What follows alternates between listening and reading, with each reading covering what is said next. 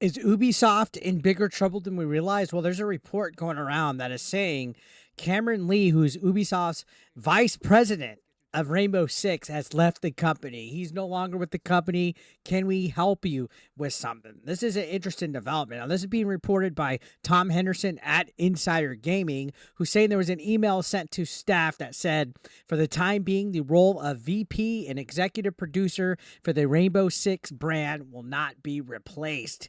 Yikes. This ain't just some regular employee being left. Rainbow Six is one of their biggest franchises at Ubisoft. And at this moment, it's unclear why Lee decided to leave Ubisoft. But if you're looking at everything that's going on with Ubisoft as a company, they literally must be losing money. We're going to talk about that in a minute. But Lee joined Ubisoft back in April 2022 as the vice president and executive producer of Rainbow Six. And at the time, the company said in a press release that Lee would be responsible for creating the long-term brand strategy for the Rainbow Six franchise and aligning and collaborating with all internal partners. Previously, they were vice president of production at Activision, so they're not a slouch. They're also general manager of new IP at Bungie and a lead producer at both BioWare and EA, all the way back to October 2008. So he's been in the gaming industry for quite some time.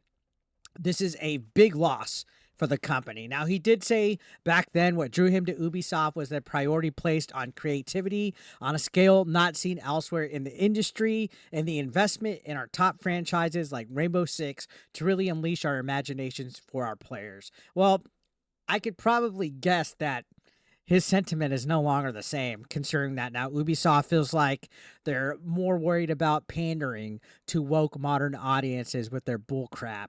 You look at all the DEI that's been infecting the company, especially with Assassin's Creed Shadows. Big yikes. So what a change just a handful of years makes. You could tell that they're not really placing any kind of priority on creativity. They just want to check little check marks off in the DEI box to get clout for this modern audience that does not show up to support anything financially. That's why Outlaws has barely sold 1 million copies. That's why Assassin's Creed Shadows has been delayed, might even be delayed even further. Stock's at an all-time decade low. So yeah, I mean, honestly, if you really want to sum it down, Rainbow Six was probably one of the last good things about Ubisoft. According to this thing that I'm reading off the Park Place, it says the company reported during its first quarter sales report in July that Rainbow Six Siege had a 34% increase in sessions days and 18% increase in session days per player compared to the previous year. So it actually gained a player base, and that it noted growth in monetization as well. So literally, like, the guy, one of the head honchos with Rainbow Six, is out, even though they're doing great there. In fact, Ubisoft said this quarter saw Year 9 Season 1 become the highest grossing season in Siege's history, as well as the full release of the marketplace that continued to see a sustained level of transactions. So how does that work? If this is the best season ever in the Year 9 Season 1 history of a game, I don't think all is what seems to be at Ubisoft. Like we've said, they're having problems. It's coming after that announcement that they lowered their yearly net bookings from around 1.95 billion and around break-even non-IFRS operating income and free cash flow.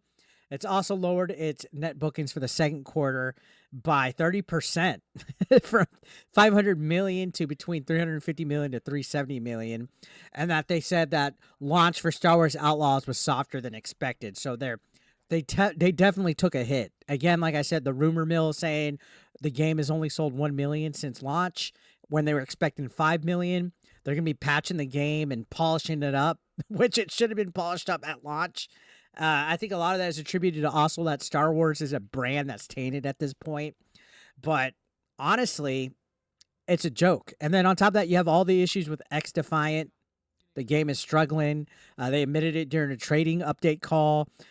So who knows what's going to go with X Defiant. And then on top of that, literally, there's investors of Ubisoft begging them to go private or to sell, right?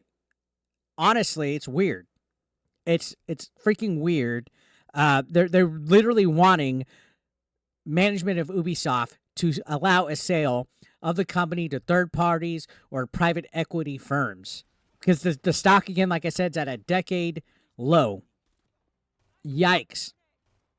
They previously also called for the CEO to be replaced. In fact, it was in a previous open letter that was out there that was trending for a while. Not enough people talked about it. But again, this article I'm looking at says, we suggest that Ubisoft allow shareholders to vote for new CEO and allow sale of the business to PE groups, or let the Guillemot-led consortium to buy out minorities for fair price. And on top of that, there was a whole call for a total reevaluation of current management. There's a investigation being held by the board right now. This company's a mess as we're speaking. And again, like I said, it's because they're more focused on bullshit like this whole Yasuke narrative that they've been wanting to push for Assassin's Creed Shadows to have.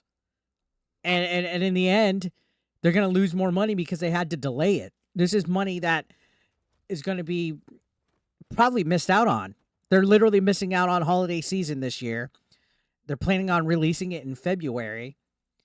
You're missing the holiday season. Now, I know it's probably a precaution to try to make your financial losses look a little bit better, but I don't think there's any saving the Assassin's Creed Shadows situation, because a lot of people are already tuned out for that.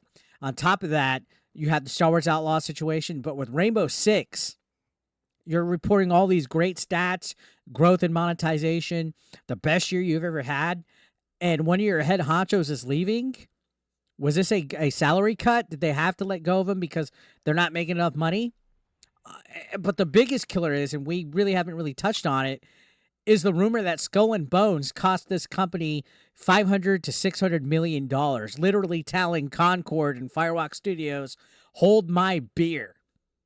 If that's any truth to the Skull and Bones rumor, that it cost them that much millions of dollars and they didn't make it back, and then they had Assassin's Creed Shadows and Star Wars Outlaws essentially be a next fail, that's the three major games that this company was relying on this last year that have completely bombed, and there's no saving that. And again, I firmly believe it's because they're worried about the wrong things. We're seeing mentorship groups and programs that are kicking men out of them, like excluding men. We're seeing DEI handbooks for employees. We're seeing like all sorts of like woke bullshit that they're pandering and worried about, instead of just making great video games. Video games are meant to be fun, and instead you're focused on the wrong things. I think Ubisoft is in a lot of trouble, guys, and us talking about all these reports and these rumors and stuff aren't even scratching the surface of how bad things are over there. So very interesting little read. What do you guys think about Lee leaving Ubisoft? Let me know your thoughts in the comments down below. Subscribe if you're brand new. I'll see you on the next one. Thank you for watching.